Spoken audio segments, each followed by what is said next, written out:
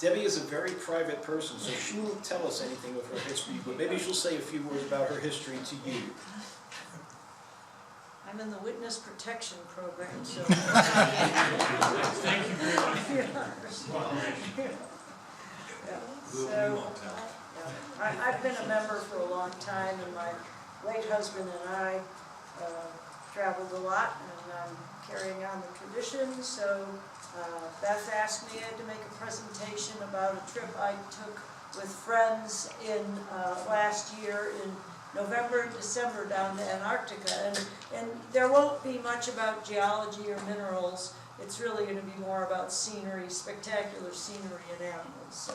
No meteorites? Well, funny you should, yeah. Yes.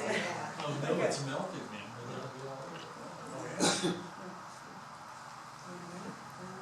We heard you parachuted in. Yeah. Well, technical difficulties from the get-go.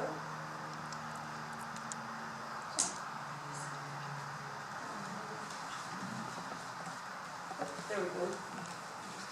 All right, so this is a real little summary. So to get to Antarctica, you can, it's not just a place you can drop in and visit unless you're on an organized trip or you're part of a research team. And so I was on a cruise with a company called Hurtigruten, that's a Norwegian company. So to get there, though, we started out, I was traveling with a couple friends, and we flew down to Santiago, Chile, and did some touring around the Santiago area and the coastal range to the east.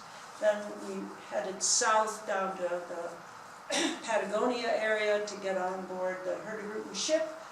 Went across the Drake Pass through the Straits of Magellan Straits and the Drake Passage, and then on down to Antarctica, some of the islands around Antarctica, and ended up in the Falklands, and then back to Chile through the Straits of Magellan.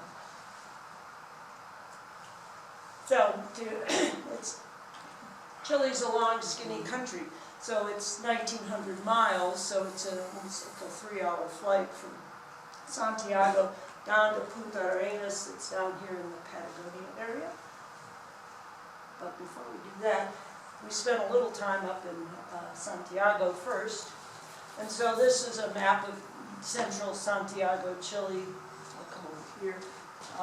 This is the hotel where we're staying. There are lots of parks in this area. The older colonial part of the city is down over here.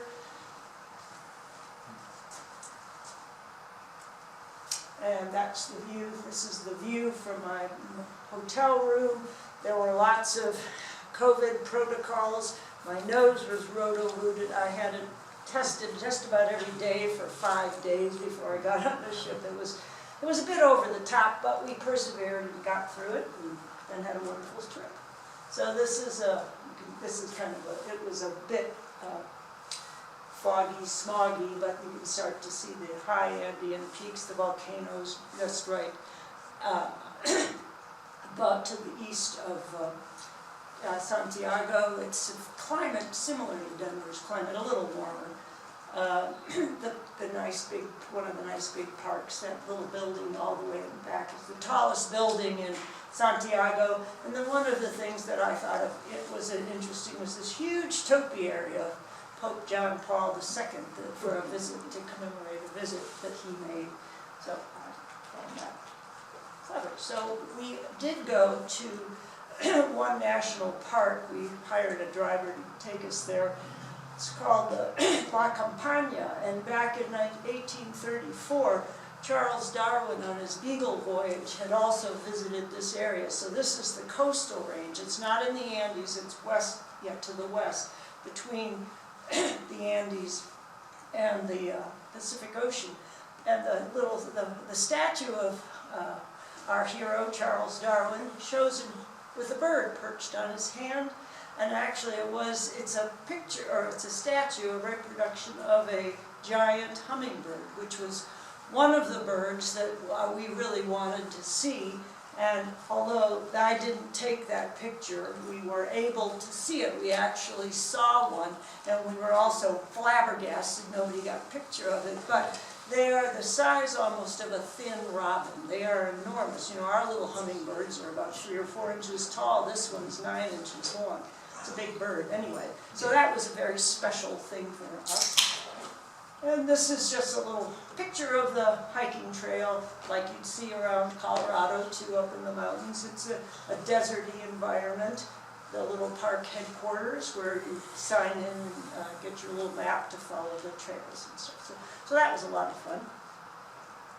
And then our driver, whose name happened to be Santiago also, this gentleman, took us to lunch at one of the local little restaurants, little outdoor cafe kinds of places, and we were served the traditional, it's a nice corn and chicken casserole thing, and then the dessert is dehydrated peaches that are rehydrated in this caramely syrupy sauce and served with meat. So that's a traditional Chilean. Hey Deb, Yes, what's the elevation of Santiago? it's a little lower than Denver, but not a whole lot, about like Denver. Yeah. I meant to look that up because I thought, but I think it's a little lower.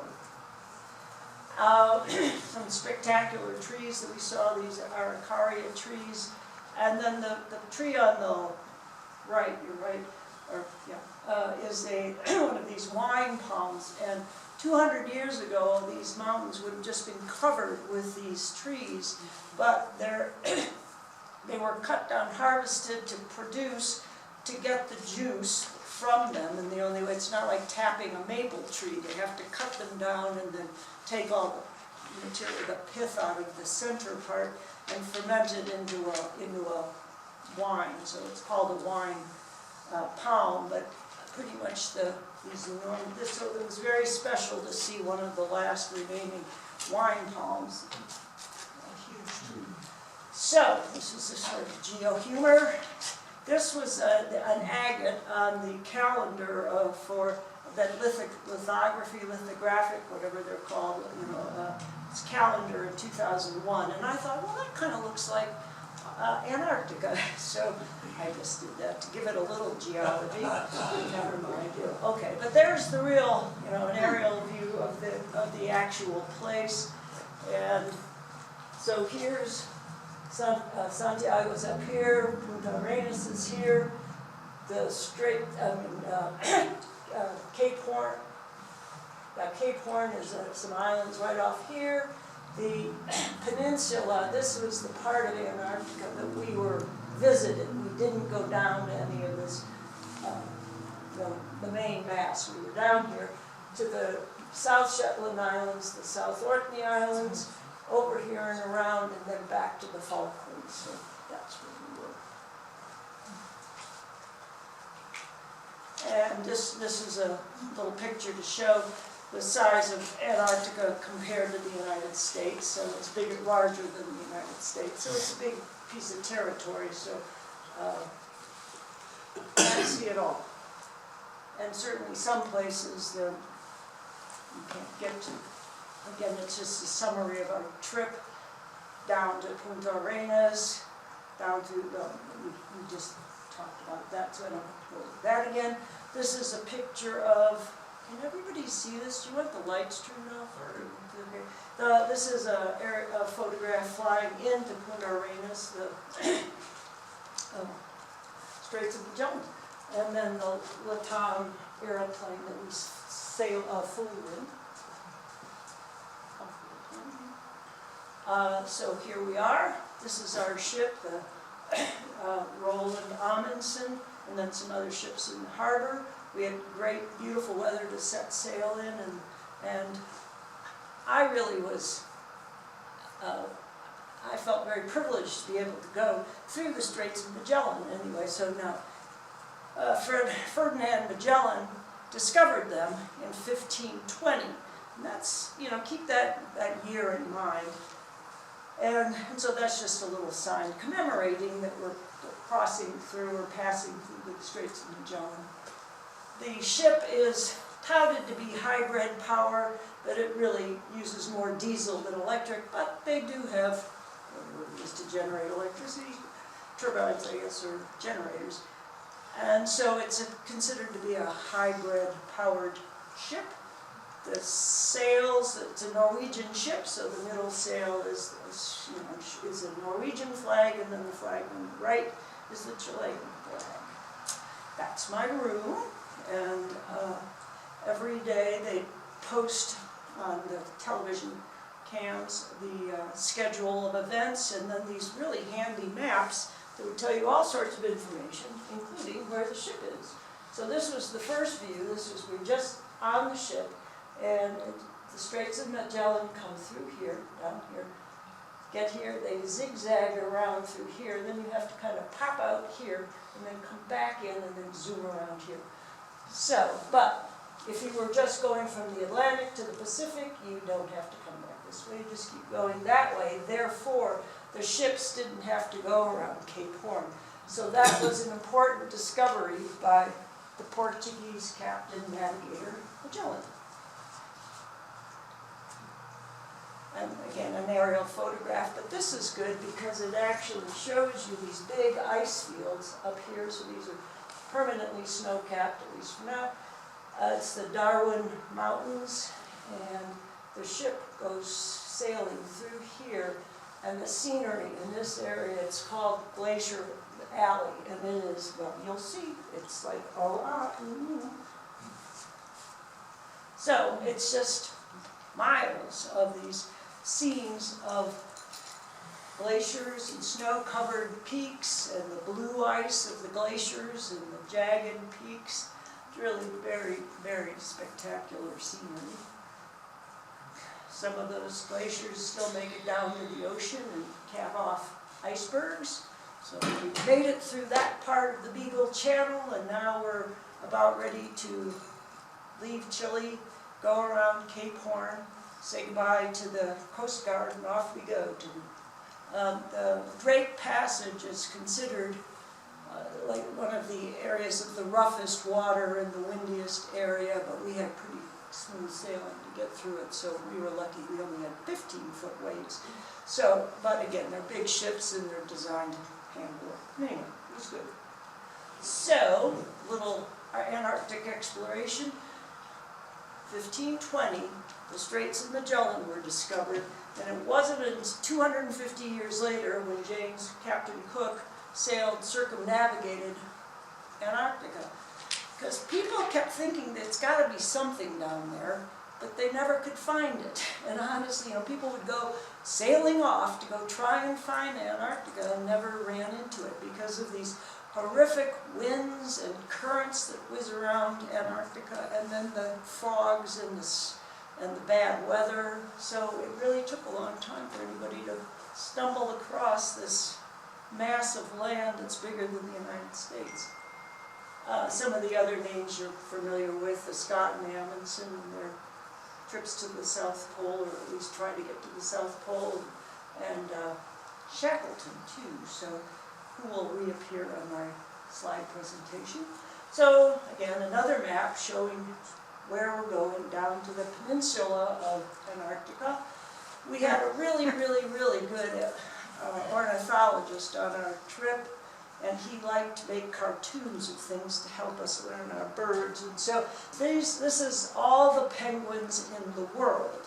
And we were able to see 7 different species of penguins, and that was pretty special. We saw these Adelie penguins, and we saw Gentoo penguins, and we saw king penguins, and we saw macaroni penguin, very, very rare, and saw Magellanic penguins and rockhopper penguins, and so it was, as you go further north or south, the numbers of species you see are decreased, but we were able to see 7 of those species of penguins.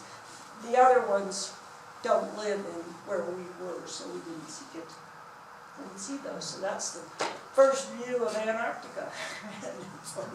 It's like nothing you've seen before. And you go, nobody ever lived here. Nobody even knew about it for hundreds of thousands of years. So I can't explain. It's difficult for me to explain how spectacular it is. but you've all seen pictures of it, but it really is it's an unbelievable experience. So, our first expedition was a hike, snowshoe up a hill, up a small hill, small mountain. The bird in the upper right is a skua, which is it looks sort of like a large seagull, but they are predators, and they prey on the chicks and eggs of shorebirds, birds that are nesting. And we did have our snow on one of the days when it woke up to about 5 inches of snow on our observation deck, so the deckhands had to come and shovel snow. And it's difficult to see, but you see all these little icebergs floating around, and there are penguins up there on that, floating by. And so we had our landings were made from the ship, get into a Zodiac, a rubber raft, and sail over to where you could land. And you know, I'm not a professional. I'm not a good photographer. These were all taken with my cell phone. So, but it's pretty amazing what you can do with a cell phone. And again, to take the rubber rafts through this little mixture of little floating mini icebergs and stuff, it's tricky because they are rubber and they will puncture. So we actually got skunked a number of times where we weren't able to land because there was so much ice still in the water. So anyway, so here we are, sailing along. So I made it up on one of the hikes. One of the hikes was up, and then up and over this little range here. And you see these little black streaks all over the place. Those were little colonies of penguins nesting, oddly enough. They don't stay down necessarily by the shore. So this was a variety of penguin called a chin-strap penguin, and you can see the little black line under its chin. And penguins are as cute as they're portrayed. They're just adorable. They do the funniest things, and they'll slide down on their tummies, and you know, you kind of see them walking up these steep hills. And oh, what is doing that for them? And they're very cute. And so this is not, well, I'm not going to just keep apologizing, but for my photography for a minute. Hang on.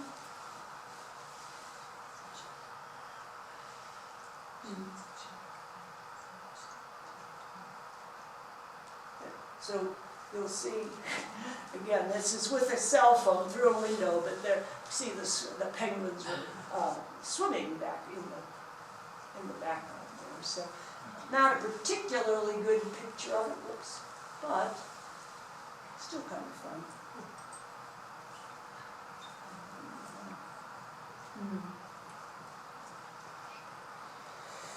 So this is, the ship did have a professional photographer on board, so who shared pictures with us. So this is a much better picture of penguins swimming. So that's, but that I did not take that picture, but it was taken by Oscar. And then, you know, again, another expedition, getting on our little boat, sailing over here, hiking up to the top and over the back of that ridge. You stopped screen sharing. Oh, I didn't mean to. How did I do that?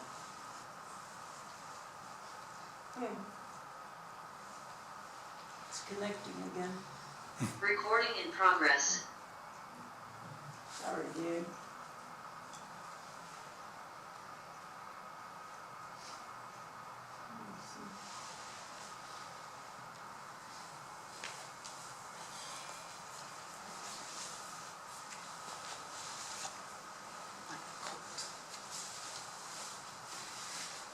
Okay, we're back.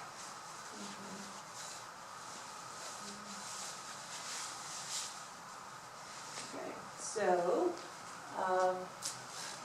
yeah, anyway, we talked about that.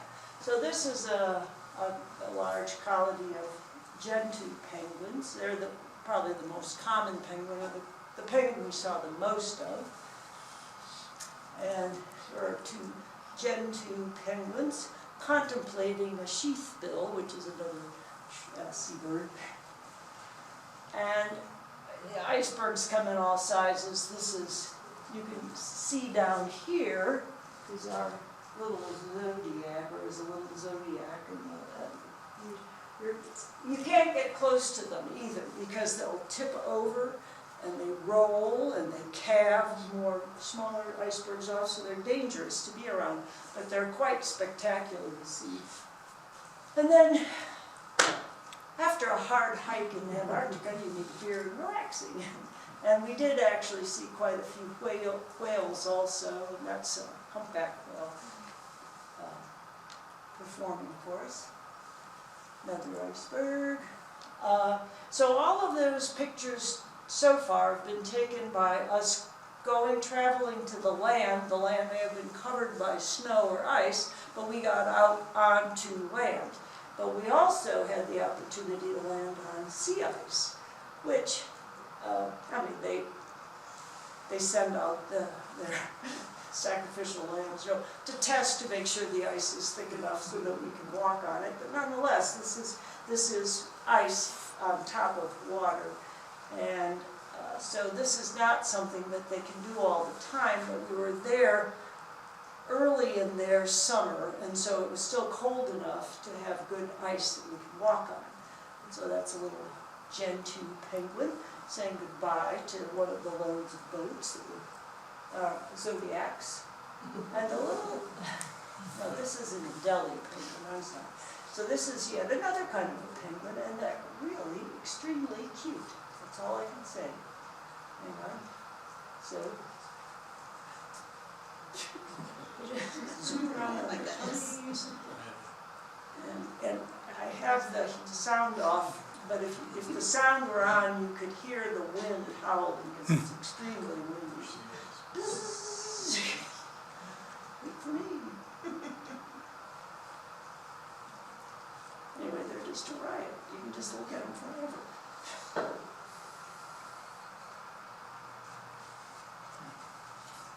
Bzzz. So he's catching up with his buddies.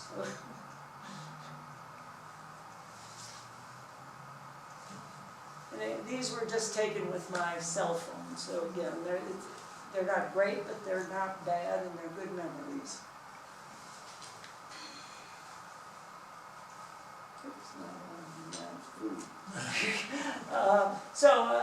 This again, I didn't take this photograph. It's a photograph of a photograph, but as we were going to or shuttling back and forth, there were some orcas that were hunting crab-eating seals. So we were actually able to see the seals escaping from launching out of the water to get up on top of the ice, and it was a jump of about 4 feet, probably to get away from the orcas. But at least in this particular day, the seals escaped the orcas. So though we saw quite a few seals up on the sheet ice too. And this was one of the common the albatrosses that we saw the most. It's a black-browed albatross, and it's just hypnotic to watch them glide around the ship, behind the ship. You can while away hours watching them. Fabulous. So while we were down in Antarctica, the Endurance Shackleton ship was discovered, the shipwreck, and so that is a Wall Street Journal photograph of Shackleton's ship. And just as a super brief summary, so Shackleton and his crew, the Endurance became locked into the ice. They gambled and stayed too long, and so the ship was frozen and then crushed. So they took their lifeboats and eventually paddled hundreds and hundreds of miles from where their ship was sunk to this hospitable place to spend months so most of his crew was left in this island called Elephant Island at Wild Point, and while he and a couple of his other ship crew sailed to South Georgia Island. So this was an important piece of Antarctic history. And this is on the right, a monument that was to the captain of the Chilean ship that eventually Shackleton was able to hire to come back to rescue the rest of his crew. And that's a picture of all the crew members that were left on that little teeny weeny piece of land for months and months and months, and the fact that none of them died is really quite remarkable. So, anyway, so that was fun, a little bit of history. This was another beautiful bird and fairly common, the Cape Petrel, and they are this beautiful black and white pattern in their leaves, wings, not leaves. And so if you get a flock of them flying, it was, again, mesmerizing to watch. And you might see, some of you that are can see up close, there's a little drip of water on the end of the bill. And these birds are called tube noses because they spend their whole life around seawater. They need a mechanism to expel salt. And so they have a specially designed little gland up in their nose. They concentrate salt and then it drips out like a drippy nose. So it's pretty handy, so they can adapt, an adaptation for living, really never going to land or only going to land to nest. Those are the expedition crew, the young naturalists, ornithologists, geologists, botanists, oceanographers that would, in between the time we were going up and making landings or sailing, they'd provide us with lectures and information about the animals, the plants, the scenery. And they also had expedition boats or little science boats. You could go out and sail around or motor around and help them to collect water samples, and sort of the citizen scientist projects. And that was our wonderful ornithologist, who, again, his enthusiasm was overwhelming. So we saw 33 species of birds, 7 of which were these penguins. So, and approximately 3,000 different species of different birds. And this was a calculation of one of the icebergs that we saw. One of the fellows calculated that held in that ice, and remember that most of the iceberg is below water level. There'd be enough water if you melted it to give the entire UK water for a year and a third, or Norway enough water for 16 years. So I mean, these things are enormous. You can understand how the Titanic sunk.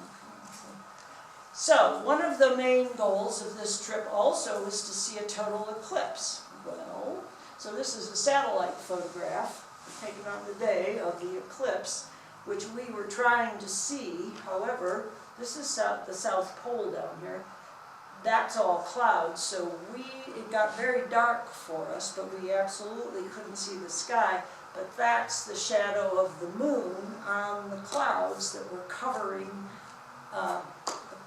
South America, or southern hemisphere, the South Pole at that time. So we were skunked on the eclipse, but that's okay. Okay. Fred brought up meteorites. So, again, you can't just go down to the Antarctica and collect anything unless you're on a scientific trip. But there were some meteorites. Well, first of all, maybe some of you know that the Antarctica produces a huge number of meteorites are found in Antarctica. And so, and before, when it was still legal to collect some meteorites were collected and belong in private collections. So I conned a friend of mine that has a teeny weeny piece of a meteorite that is from, here, this is Antarctica again. All these little red dots around here are places of a high likelihood of finding meteorites. McMurdo's station, which is our scientific station down in Antarctica, we didn't go there, but anyway, McMurdo's station is there. And there's a little set of hills here called the Allen Hills. And the Allen Hills right next to the Allen Hills is where this particular little meteorite came from. And so this is the huge ice cap, and then off the ice cap, all these glaciers come down, here's the ice cap up here, come down, and anything that they acting as conveyor belts, anything that's up here eventually makes its way flowing with the ice, and then when it starts to sublimate, you know, the water evaporates without becoming a liquid, or not the water, the snow, and the wind blows, and any meteorite that has fallen on the ice, unless it's crushed by the glacier, will eventually make its way down to the coast. And then this is a photomicrograph under polarized light of this thin section of this same meteorite. And the black material, material that shows up as black, is the opaque minerals. They're either magnetite or iron nickel alloy. The rest of the colorful material is either alumine or the pyroxene enstatite. So this is an ultramafic rock, and of importance are these little round things that are chondrules. And those are the first things that began to form from the dust and the vapor that all the rest of the planets formed from. So these are 4.6 billion years old, I think, or maybe even a little older. They're very, anyway, it's an important thing. So if you promise to be super duper careful, you can look at the thin section and you can look at the meteorite from there. So that's it. But 300,000 or some huge number of meteorites have been found in Antarctica. But they're in collections at museums and at universities. Okay, here we go. So, we've come down here, we've gotten down here, we've gone up and down this peninsula, we got skunked in a few locations where we couldn't land because there was too much ice. We got up here to where Shackleton's gang hung out. We tried to see the eclipse over here, and now we're going to end up over here in the Falklands. Hey Deb, Yes? 2 questions. Are icebergs freshwater or saltwater? They're freshwater. So there's no salt captured in them? No, Just it's because- because they're coming from the land. It's not frozen seawater. Oh, okay. It's snow and ice from the Okay. on land. I mean, because if they're close to the ocean, they might have some, you know, salt that's blown on them or something. But no. And it's fresh. what are the main rocks down there? Oh, it's huge. You know, it's the size. It's bigger than the United States. They're sedimentary rocks. They're igneous rocks. They're metamorphic rocks. They are from the time when all the, you know, Gondwana was. The breakup of Was collect- Gondwana, there yeah. was rifting between Yeah. Australia and Antarctica. Yeah, And that and gave South rise to flood Africa basalts. also. Yeah, So South you get the Africa. Kirtland basalt, you get the Farrar Formation, and those are flood basalts very much like the Deccan Traps, with the same origin, the drifting from the breakup of Gondwana land. And the sedimentary rocks contain there are coal deposits in Antarctica. There are fossils that are common to South America, South Africa, and Antarctica, the Glossopteris fossils. So it's a continent. It isn't just an ice. Great time. Yeah. During the Cretaceous, there was no ice. So these were jungles, dinosaurs, the whole works, Yeah, old dinosaurs. caps, there was no ice. There are some mineral species from Antarctica. Those flood basalts have got zeolites, and there have been discoveries of new minerals there. Godardite, terranovite, discovered by an Italian team, and that part of Gondwana of Antarctica is under the administration of New Zealand. So the New Zealand Geological Survey has done quite a bit of work in mineral discovery in Antarctica. I looked through our collection and I didn't find any minerals from Antarctica. I don't know, does anybody have some? I'm sure that, okay, yeah, what do you have? I have basaltic ventifact. Oh, okay. So it's sculpted by the wind. Yeah, but it's a basalt, it's been It's a sculpted basalt. into those pyramidal things. And it was given to me by a friend who was down there for 6 months. That's a special rock. Okay. Well, thank you for your, information about the Debbie, geology. did you have perpetual sun down there? Not quite, Not quite, you got Yeah, no yeah. darkness? Yeah, it got dark for like 4 hours. Yeah. So, because we were there before, we were there a month before, well, not a month, like 3 weeks before their summer solstice. Yeah, so, and we were below the the Antarctic Circle. I mean, again, it's a big place, and we were just up in the northern part of it. What month were you there? From the middle of November to the middle of December. Well, when we weren't there the whole time, we were up in the Falklands a bit too. And so that's the Falkland map, flag. And this is a beautiful day, the ship's moving in here, we're going to land in this nice bay, and it's kind of hard to see, but there are a gazillion penguins there.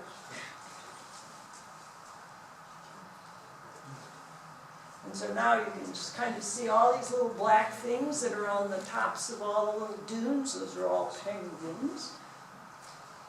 And here's another gentoo penguin welcoming the Zodiac from the ship.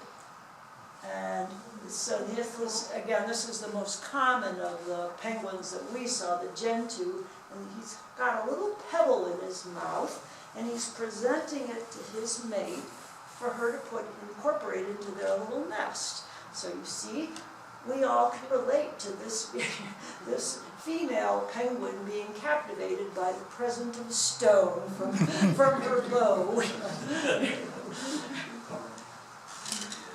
And so these are all, their nests. They just make these little shallow, this particular kind of penguin makes just little shallow depressions in the sand to lay their eggs.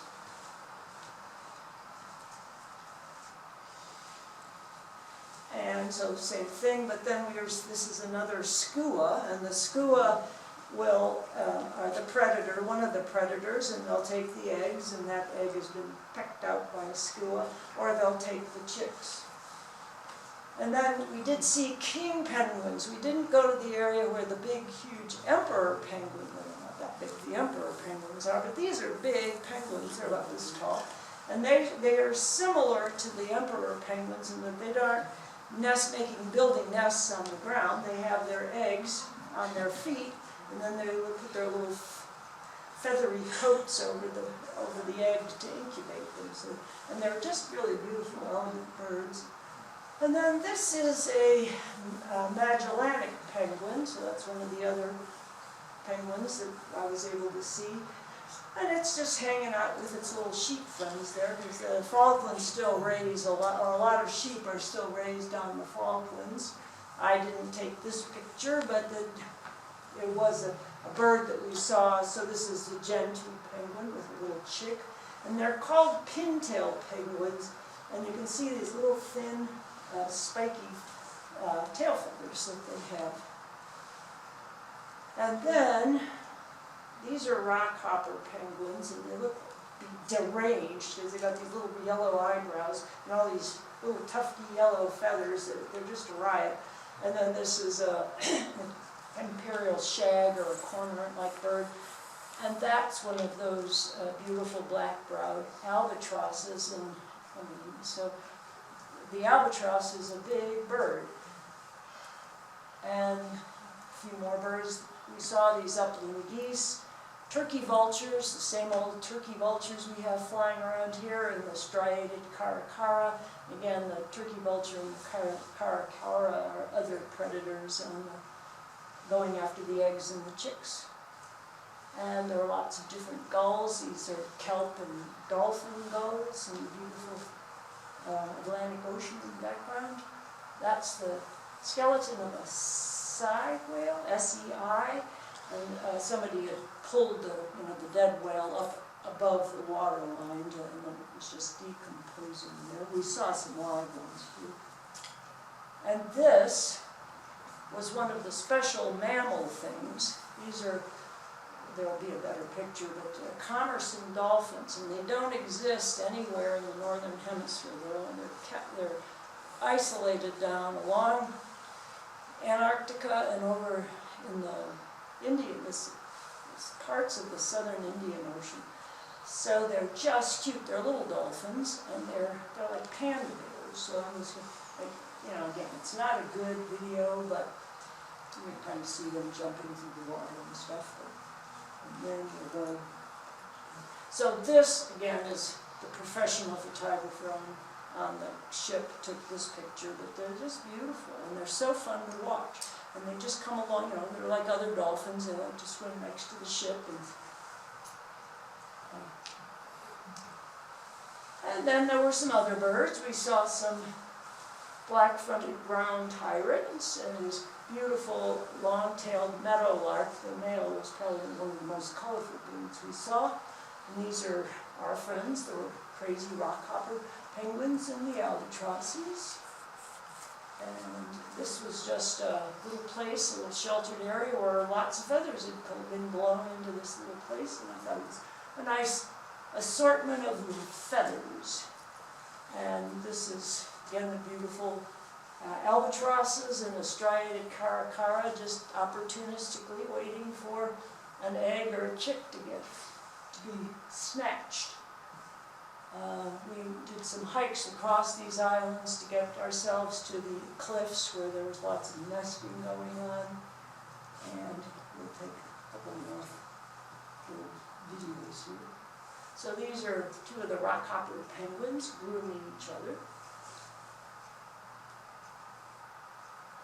And then, ooh, that feels so good. And over here. And see why they're called rockhopper penguins, because they don't just walk, they actually hop across, you know, up and down the rocks, and it's just so funny to see them. They're just like dee-dee-dee-dee-dee-dee, hippity-hop. So those are the southern rockhopper penguins.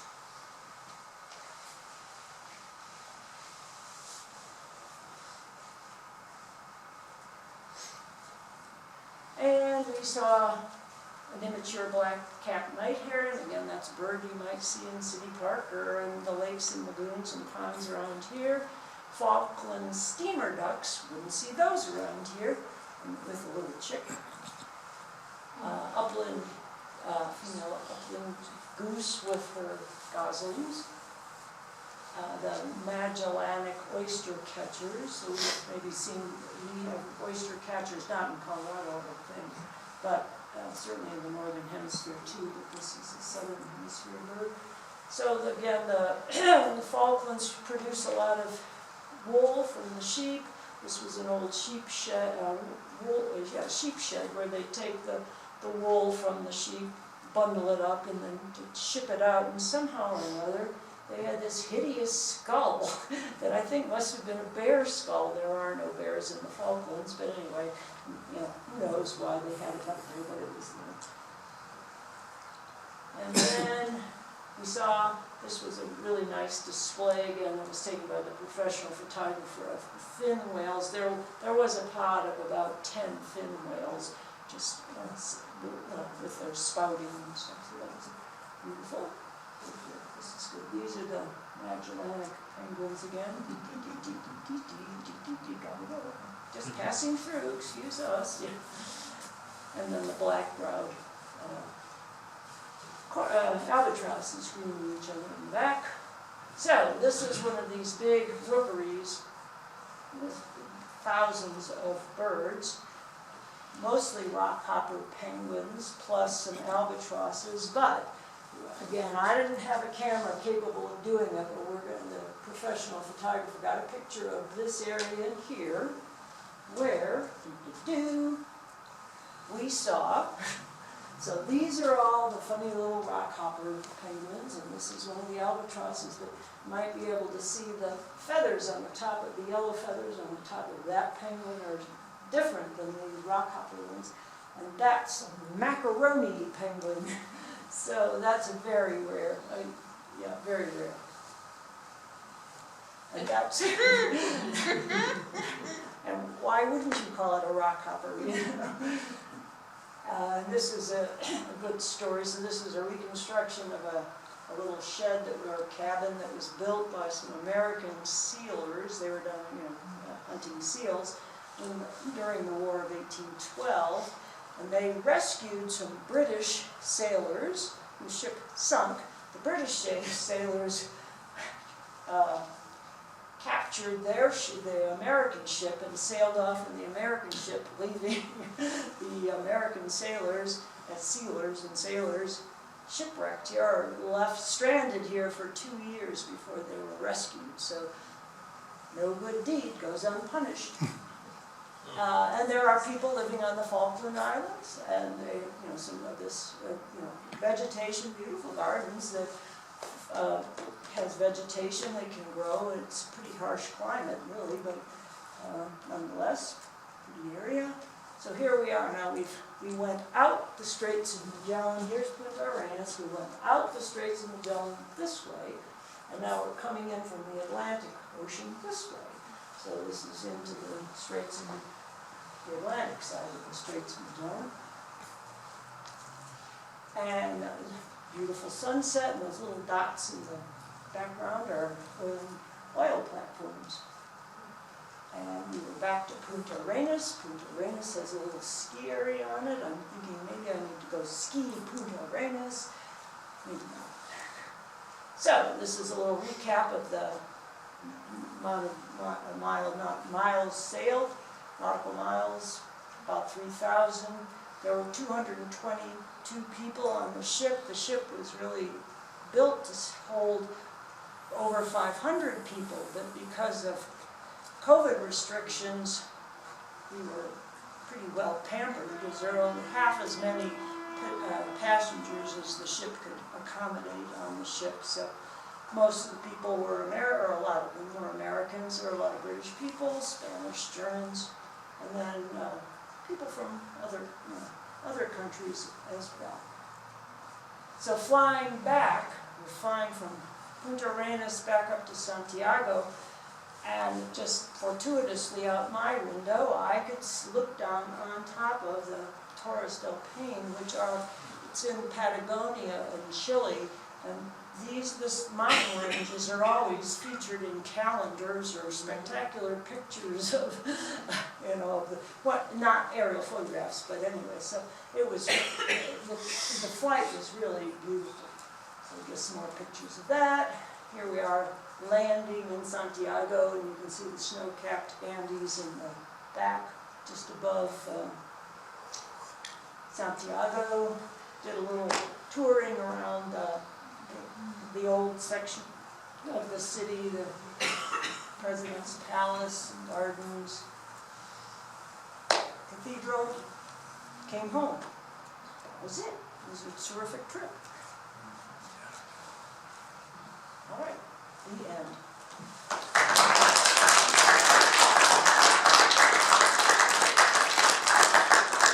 Well, I'm not an expert, but if anybody has any questions, I'll do my best at coming up with a... How much did the trip cost? Oh, a lot. Yeah, right, well, but you can't take it with you. No, I agree. Yeah. No, So, and it's my priority, so Yeah. I dress like this, but I go on expensive trips. How did you find that tour? How many tours are offered down there? Oh, there are quite a few. My friends Robbie and Steve that I was traveling with have traveled on Hurtigruten cruises in Norway and other places, and they just had some good luck with them. So, they said, they were looking through the trips that they were offered.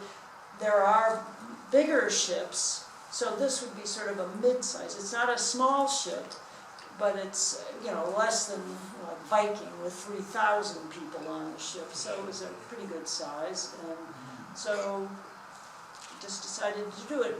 And then just a few months ago, I went to Greenland and Iceland with Hurtigruten also. Well, I went to Greenland on a Hurtigruten ship too. So anyway, it's a good,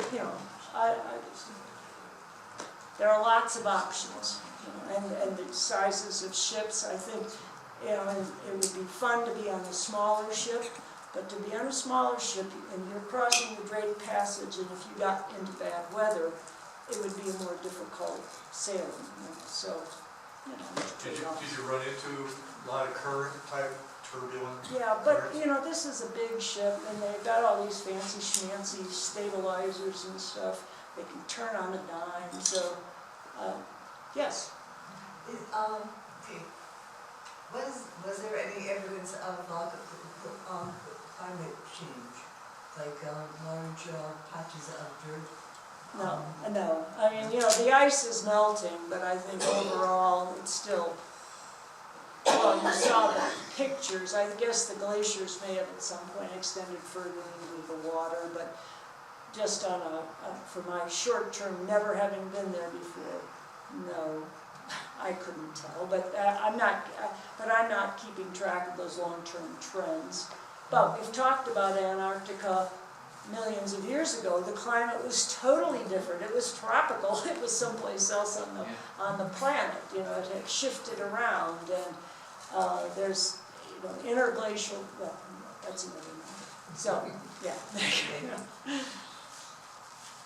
Anybody else? Yes. So do you ever see different species of penguins mingling, or are they always tightly segregated? No, they can be. Well, maybe they were sort of segregated. I'm trying to think. I thought the Adelie. I guess maybe, they may occupy different enough niches, but for instance, those king penguins were not far away from the Magellanic and the Gentoo penguins, they might have been, a few streets away, so to speak. Better rocks. Yeah. Different habitat, whatever. Were you able to pick up any souvenirs, like a feather or a rock or anything, bring home? You're really, really, really not supposed to do it in Antarctica. Did some of that material, if Fred, my late husband, if he'd been with us, I can assure you, his pockets would have been full. I was being law-abiding, and so no. And so the short answer is no. And bringing feathers and those kinds of things, you've got to be careful. Disease, that's how diseases spread from, animals and things. So I'm not I don't think highly of potentially importing pests. So, yeah. And was it difficult getting in and out of those rafts? I'd hate the idea of falling out into the water. So would I, so would everyone. That's why, actually, they specifically call, they being Hurtigruten, these are expeditions, you have to attest that you're physically capable of not only getting in and out of a Zodiac, because you don't actually have to get in and out of a Zodiac, you could stay on the big ship, but that you have to be able to negotiate stairs and hallways when the ship is potentially lurching. So not only do you attest, then you have to go to a doctor who will also say yes, do an evaluation. So as a funny sideline, the day before, no, 2 days before I was going to have the doctor sign my certificate saying that I was superbly qualified to go on this trip, I was hiking with some friends and I was looking at a bird and I stumbled and I fell and I thought, I'm just going to crush my face, but I didn't, but I skinned all the skin off my nose. so I did, because I had to wear a mask, so I walk into the doctor's office with my mask on, but at some point he does need to see, like, down my throat. Oh, and what happened to your face? Oh, nothing. Anyway, so, but he gave me a clean bill of health anyway, so I guess he understood if you're going to go for a hike, falling down can happen. So anyway, it was pretty funny. I thought I would get busted. So yeah, no, you have, and if you aren't nimble enough to get down, get up, walk, they do their best to help also, but we wouldn't, whatever, enough said. But Okay? Were there any questions from chat? Did anyone from chat have a question?